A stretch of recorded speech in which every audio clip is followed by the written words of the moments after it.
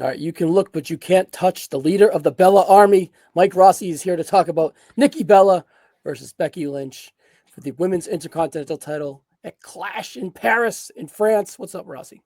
Not much, man. He's very excited to talk about this one. Yeah, Nikki Bella got a title match, there was no one else that I could ask to do this besides yourself, the leader of the Becky Bella Army. So interesting.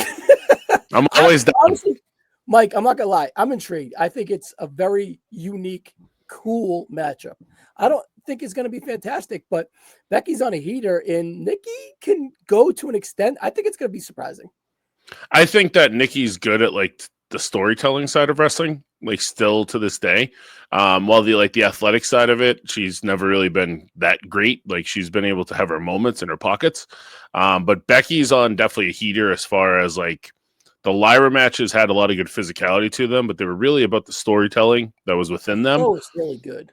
Right. And I think that they, the SummerSlam match was a little too much, in my 10 opinion. minutes too long, and the gimmick was unnecessary. Right. So, but I think that Nikki, I think they're going to have ideas because I think, from my understanding on this one, these two became very friendly on the Happy Gilmore set because Nikki was Becky's caddy. I didn't really see that because they cut most of the scenes out, but all of the scenes out that Nikki was in. But apparently they've talked and they've wanted to have this match. So I'm excited about it. They've had 39 matches together, Ryan, in their lives, but never a singles match. I'm assuming house shows. But there was like a 6-pack challenge that Becky won on like a Backlash. Because SmackDown Live era, they were on the same brand. Yeah, 2016, there was a lot of them. So there's a lot of house show shit there. I think they had like a SummerSlam pre-show match together, maybe. And it was like the PCB time or something. Or maybe that 6-man when they had like their first SummerSlam moment. 2015 introduction where they were on the other side of things. So they probably had a plethora of tag matches. Yeah. 39 with no singles. It's kind of crazy. It is. It's nuts. And I did a deep dive on it. There has to be a single in here somewhere. There wasn't. Very cool. All right. So I'm intrigued. Like I said, I don't expect it to be a barn burner. I don't expect it to be good. But what I will say, I hate to kick your girl a little bit here, but I felt that the exchange on Raw wasn't organic on Bella's end. I felt that she rehearsed a bunch of lines and her zingers weren't zinging to the extent that she hoped. And I felt that it was a little bit of a disappointment on her end. It didn't kill my intrigue or my interest for this match, but I just felt that it wasn't at Becky's level because her level of muddiness is extremely high. Goddamn, when they kicked this feud off, you knew the jabs were coming and you knew that they were what they were. You pretty much could say them verbatim, but when they hit, they stung. And I was like, ooh, that's so low hanging fruit. But they went there and the grapes tasted fantastic. But I don't know. Last night on Raw, I just felt that it was fine. And Nikki doesn't have the ammunition to go at Becky like Becky does at her, it just felt rehearsed in a way too. Yeah, she had to manufacture the Charlotte stuff. That's really not. I don't know. That's not. I would go more at Seth Rollins stuff than I would Charlotte. Yeah, but I guess Becky's just kind of better at it. But do you feel that this is kind of one and done, or do you think they have a series here? I'm not trying to say they're going to equal their 39 tag matches to make it 39 single matches, but do you think we're going to kind of stretch this out for 2, maybe even? I don't really see Bella winning much to make it 3, but what do you think? Yeah, I mean, you still after this, you've got the WrestlePalooza on September 20th, and then you've got the Australia show in early October. I don't know that will make. We got Monday Night Raw and stuff. Yeah, and Raws, they're going to want to stack some of those Raws when Monday Night Football's on. I just clearly look at this, and it's clearly replacing Naomi versus Stephanie Velcro, right? Right. And the thing is, we talked about it before, what does Becky have past this, right? I'm very interested in where they go with the Vicaire thing because obviously I feel like they really wanted to get through this Io, Rhea, Asuka stuff, right? Yeah, it feels Pierce, just to go on a little side tangent, Pierce had Velcare. I almost did Velcro with the gimmick again. The care backstage and says, I figured this out and we're going to, I'll present it to you soon. But Evolution, it was set up for this. So obviously, clearly, do you feel that Stephanie was going to dethrone Naomi, or do you think that this was just like a big match and Naomi was going to kind of get out of it? I feel like she wasn't going to dethrone her, because then that would have just been, okay, throw Vicaire in with somebody else, have her win, and that's it, right? You could have even had her and Io and had Asuka like fuck it up somehow. Like that's probably where they're going to end up going anyways. But it's just weird that like Pierce was like, hey, we'll find out next week, right? Like he's still got to figure that out. I wonder if there's like a tie-in to maybe someone from SmackDown that might be involved in that. So he's still got to talk to Aldis or something. But yeah, it's weird. It's definitely weird because Vicaire won a match to get on the show and she's not on the show. Yeah, I don't know. I just don't like how it's like historical and flow. Evolution's this big pay-per-view. They presented Paris match and then just kind of steal it from her. I just don't think they give a shit about this show. See, the thing is, the way I look at it is it's just a bunch of B-plus matches.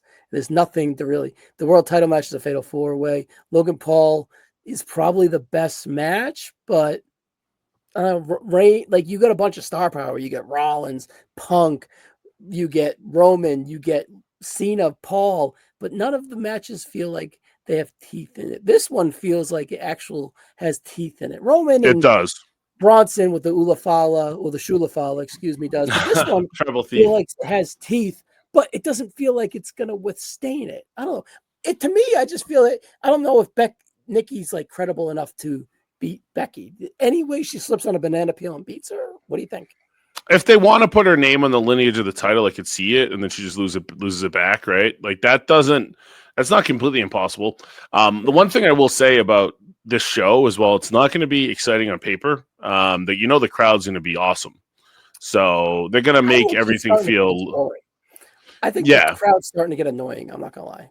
It can. I just feel like that. I don't know. That France crowd will be a little bit different. I think the England crowd is weird. Like that England crowd likes to get themselves over, and I feel like the France crowd was just excited to have it, right? So I think Paris will kind of be a spin on that. And I mean, even when you look at that show in Lyon last year, I mean, AJ and Cody was fine, but like you look at like the crowd, they fucking made it. And a lot of that show was that.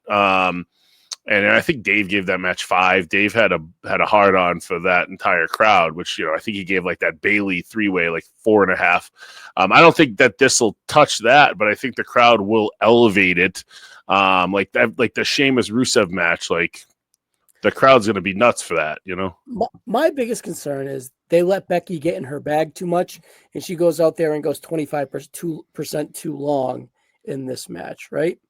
That's kind of how because I think Nikki's got like 12 minutes tops. Yeah. Anything past that is kind of stretching it. So Right. Isn't Nikki's been kind of sloppy? Like I think her run-in when she saved Natty, she looked pretty good in that. But then like they had some awkward exchanges on Raw this week too. Like when she was trying to get her into the rack attack, it kind of looked fucked up. But I don't know. I feel like they're going to have their spots pretty well planned out in this one, and it's going to be fine. Like I think fine's the best word. Like if they get to 3 stars, they'll be happy. I know. I don't know if I want to have Becky go out there and have another okay match. Like she had 2 really good ones with Lyra. She had a fantastic 3-way Evolution. And I'm a Becky defender. I think she's top tier out of the women. And I don't want to give these smarks any ammunition to say that she's washed. And it was all Lyra. It's like everybody's going to say how much Nikki sucks if this match isn't good, Yeah. I think it'll be fine. I think it might. Mike, what's her best singles match? Ronda, right? So I think Ronda, yeah. They can play from that formula. Becky's is smart. The more I talk about it, the more I'm starting to kind of sink my teeth into it and trust it. I think it's going to be pretty good, Mike. I obviously here at the end, I'm going to pick Becky. I think it's the logical pick. I wouldn't be surprised if Nikki won, excuse me. And honestly, I'm kind of open to it. I am too, because like I said, Triple H loves the lineage of the titles, and this is still only the second title holder. So even if you look at that lineage in 6 months and it says Lyra, Becky, Nikki, Becky, it just looks better, right? And it's So and with I Smack, could totally see Nikki winning this, like in some sort of a fashion that we might not see coming. Like obviously not like a Lyra. Like I don't know what the fuck this Bailey character even is right now.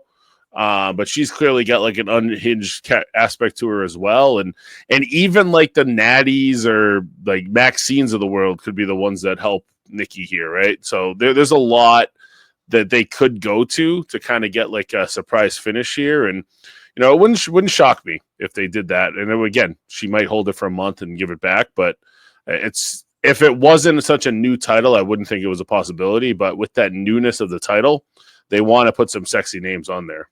You ain't getting any more sexy than Nikki Bella, right? So there you go. No, you're not. I'm open to it. As a Becky ride or die, I'm open, to Bella kind of winning by a slip on the banana peel, because Becky does have characteristics of being too cocky, and of course, eventually that's going to backfire. And Mike, the biggest thing being, there's only 2 title matches, and Seth is going to retain, right? So maybe they want to give a crowd the moment of a title change. So perhaps Becky is like a sacrifice, and she gets it back within a month on Raw. Or you have Nikki keep the title for a bit and have her do all her media shit with it, and Becky gets moved into a feud with Akir. True. Yeah. Not impossible there either. Yeah, that's a good call too. So. Maybe that's why Pierce waited, because he had an idea, and then if Becky loses, then his idea comes to life. All right, Mike, I'm releasing this right now on YouTube, so Shooting Sharp will be available on the audio feed in the morning, correct? Yes, sir. I'm going to be talking a lot about ESPN at the tail end of it, but the majority of the show is the Forbidden Door and Heat Wave recaps, which I thought both were pretty fun shows. Not shows of the year. Yeah, not shows of the year by any stretch of the imagination, but ones that I think the crowd made. Like kind of like how I expect this France show to be kind of made by the crowd. I think Heat Wave, if that was in the PC, wouldn't have been as good. But in that Lowell crowd that was hanging on every move, I think that it was excellent. I was about 7 rows away from the throw on the table spot, and it was like I jumped out of my seat, and it was yeah, it came out of fucking nowhere. Completely, you had the dusty finish into that. It was nuts. It was a really fun final 5-minute stretch. Did it reach 4? I'm not sure, but I can't wait to rewatch it. All right, Mike, check out Shooting Sharp and check out this match. I'm going to be pleasantly surprised. Yeah, Nikki will give us something good. I promise you that. All right, thanks, Mike. Later.